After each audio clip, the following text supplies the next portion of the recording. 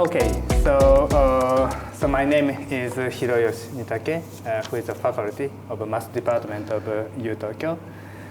And I am an interviewer of today's guest. So let me introduce today's guest, Professor Juan Manfredi. Okay, so Professor Manfredi got PhD in 1986, Washington University in St. Louis. So, and then he began to work at the University of Pittsburgh since 1989, right? So during more than 35 years, which is a very long time. Okay, and during this time, he served very important roles in Pittsburgh, such as Associate Dean for undergraduate studies, also Vice Provost for undergraduate studies, which is very important, but at the same time, I think it's a very heavy position in the university. All right, and he is one of top experts and leaders of the study of partial differential equations in the world, particularly his major fields are elliptic and parabolic partial differential equations of p-Laplace type equations, including the case p equals infinity, and in Euclidean space, and also a sub-Riemannian manifold. And he established a very important regularity theory on p-harmonic functions, and I personally read and learned some of your papers. For instance, I learned the equivalence of a viscosity solution and weak solution of p-Laplace equations. And also I learned on the eigenvalue problem of infinity Laplace equation, and I really appreciate it. They are very excellent results. Okay, so these are fundamentally important, and his contribution in the study of this direction is very remarkable. And today, it's a great honor for me to have an opportunity to have an interview here. Okay. Well, thank you very much, Professor MITAKE. It is really a great honor and a privilege for me to be here today to talk to the members of your department, with you, your students, and to be part of the life of the department for a few days. So I always have studied many of the work of Japanese mathematicians, including yours, and it's really a great opportunity for me to be here, for a few days, with your company. All right. Okay, so let me ask first question. So first question is, let me ask when and why you started to learn mathematics. This is not research level, just maybe I should ask you how or when do you started to like mathematics? Also, when you were undergraduate or graduate student, how was your life? So that depends on really people. So for some people, could be a bit tough, but some people they really enjoy. So how was your case? Well, I came to mathematics from electrical engineering, because I was always tinkering with radios when I was young, and I wanted to understand how they work, and I had looked at these books and I couldn't understand any of the formulas. So I ended up studying mathematics to try to understand the theory of radio, which is now my hobby, but my profession is mathematics. So in a way, I needed mathematics to understand more things, and and then I really enjoy mathematics. I went to the university in Madrid, Spain. I graduated in 1979, and then thanks to the advice of a professor who had been in the United States before, I applied to come to grad school of the United States and came to St. Louis, when I was 21 years old. So it was a big change from the comfort of my home in Madrid to living alone in St. Louis. But after the transition period, maybe a year that was a little bit tough, the rest, it was a nice experience, and I really then decided that I really wanted to do mathematics for the rest of my life. And and after St. Louis, I was a postdoc in a couple of places and came to Pittsburgh, and and I have enjoyed the academic life since. Okay, that sounds great. So next, let me ask about your research. Okay. So as I explained at the beginning, so he is one of the top experts on the study of p-Laplace equation. And so when he started p-Laplace equation, I think there was not much information and study on p-Laplace equation. So let me ask, how or why did you find and start study this topic? So when I was a graduate student, I was studying complex analysis, which is in the plane, and the theory of quasi-regular and quasi-conformal mapping was being born at the time, and the same way that the Laplacian is intimately related to holomorphic functions, for these quasi-regular mappings, it turns out that the n Laplacian, will be the one that will be the proper operator. So I studied first the p-Laplacian in the plane using the methods of complex analysis. And that was my first papers were in that area in the plane. And then eventually I went to space and studied regularity theory. And I was, fortunate that at this the time when Di Benedetto and Friedman were writing their papers. So I was able to study with Di Benedetto and then learn this theory and continue from there. So I came to the p-Laplacian from complex analysis, but then the p-Laplacian, as you know, took a life of its own, and so I was lucky that I was there at the beginning, when the field was being, born. So. Okay, but from my point of view, if there is not so many studies, I feel that what can we do? So in my case, I'm a bit hesitate to. Well, I mean, I say that I was, of course, advised by my mentor. My mentor, he's the complex analysis is sort of not a very active area anymore. You need to look for areas of growth. And then I think the theory of quasi-regular mappings, quasi-conformal mapping was being very studied. And then the potential theory of those mappings turns out that they are controlled by the p-Laplacian. So that was a natural way for me to grow. And then there was a lot of, the p-Laplacian was never the hottest topic in analysis, but it was always there. It never go away, so it kept on. Very natural extension for you. I mean, also you think in a more, general science point of view. In physics and in engineering, you always minimize energies which are quadratic, like the square of the velocity.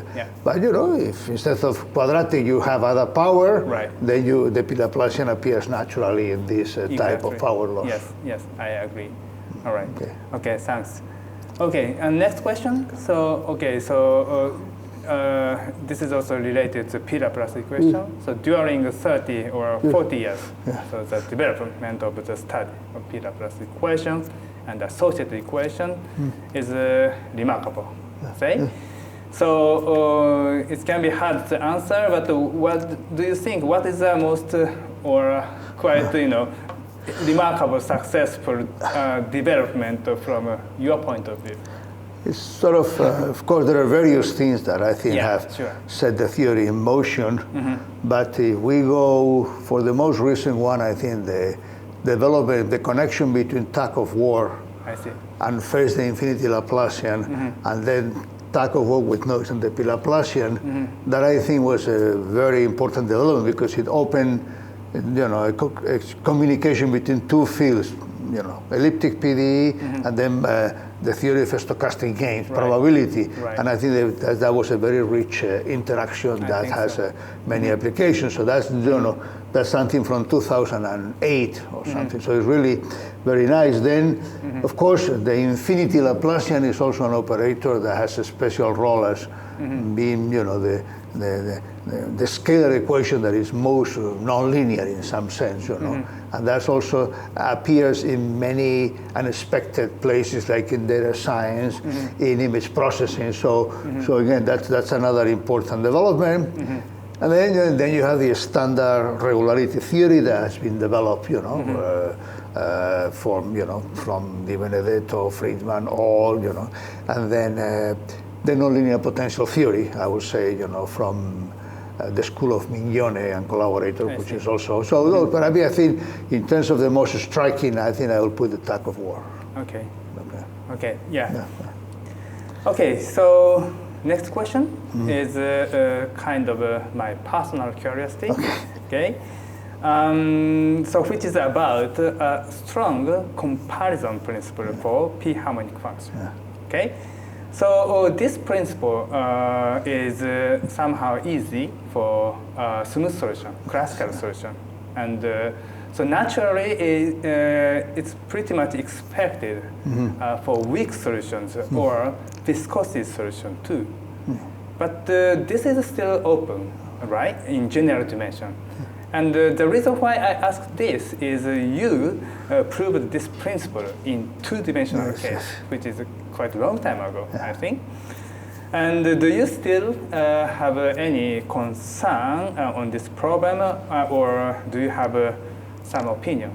Well, I mean, this paper that you mentioned was from 1989. Right. One of my first papers, and then since then I tried to prove a similar theorem in dimension 3 or higher. So every year I spend maybe a week, 10 days, which I try to see, are there any new developments that might help us? For example, when the probability approach, came, then I wanted to try to see if we could do something, and so far remains open, elude my many efforts. I think this is probably true in dimension 3, but maybe false in dimension 10 or something. Just based on what happened with minimal surfaces, that sort of activity. But still a problem that is waiting for a great idea of some young people that look at this and discover the way it should be done. So it's.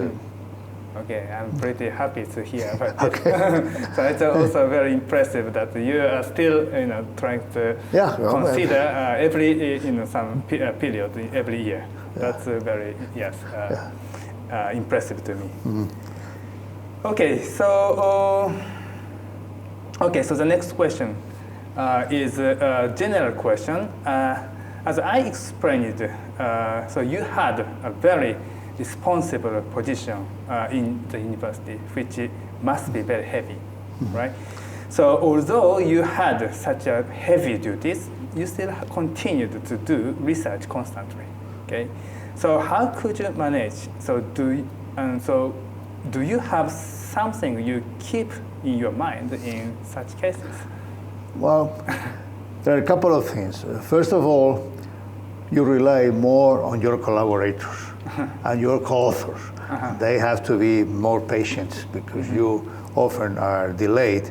And then when you are very busy, you somehow become very efficient because it's the only way to survive. So you somehow become more efficient. And when I was an administrator full-time, my group of students and postdocs, we met on Saturdays.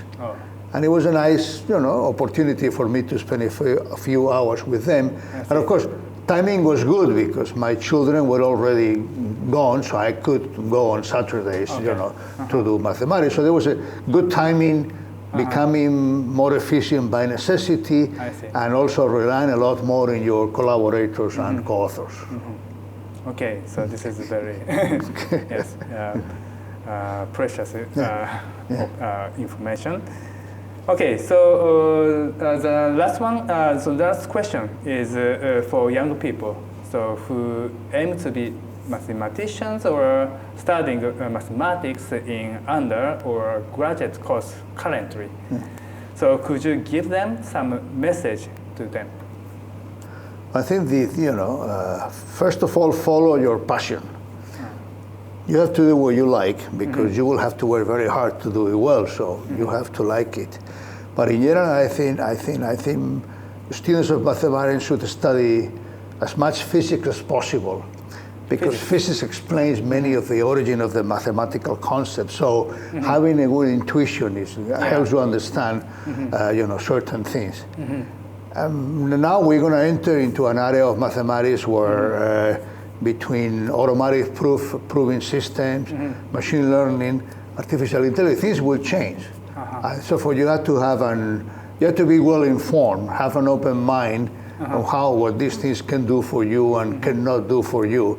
But I think all of the younger people need to know a little how that works, because that will be essential in the future. Even though I still believe that the research mathematicians will be done by humans, but maybe with the help of computers, more help than we have now. I'm also curious about that. So that's something that we have to understand and deal with. But but everything is secondary to your own passion. You have to know what you do, and if you like it, then then you enjoy your life. If you do something you don't like, maybe you can make more money, but that doesn't that doesn't make you happier. So. Okay. Yeah, I also think passion is very important. Also, although mathematics needs the very detailed proof, but before that, they have intuition, and intuition sometimes more important than. One of my professors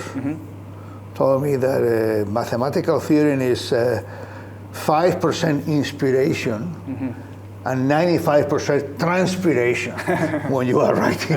But the creativity is very important, because without the creativity you cannot have the stamina to do all the calculations. So I think that process will be the same. We'll have more tools to verify proofs on the computer, so it will be an assistant. But essentially, the mathematics will be very creative.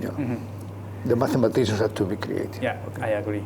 Yeah. Okay, so this is the end of the interview, and thank you so much in this interview, and looking forward to your lecture in the colloquium today.